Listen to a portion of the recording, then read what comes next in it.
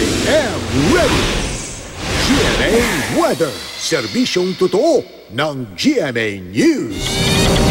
Sa mga kapuso nating taga Metro Manila na papauwi na ngayong gabi, manatiling I am ready dahil may tsansa pa rin po ng pagulan sa mga susunod na oras. Base naman yan sa forecast ng The Weather Company.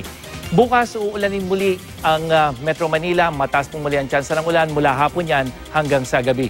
Sa ngayon, nakapaloob pa rin ng low pressure area sa Intertropical Convergence Zone na umiiral dyan sa may Bicol Region, Visayas at Mindanao.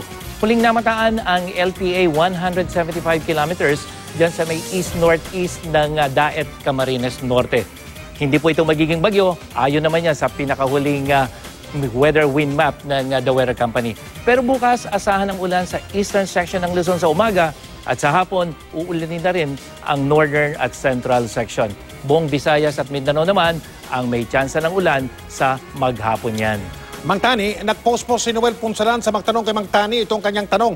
Hindi na raw ba makakaranas ng ulan ng Pilipinas sa mga darating na buwan dahil sa El Nino, Mang Tani?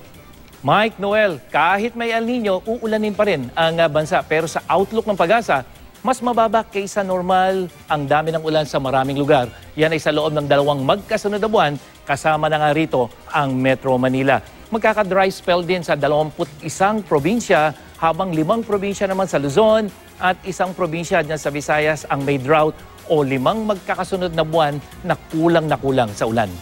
Yan ang latest mula sa GMA Weather. Ako po si Nathaniel Cruz. Magplano para sigurado.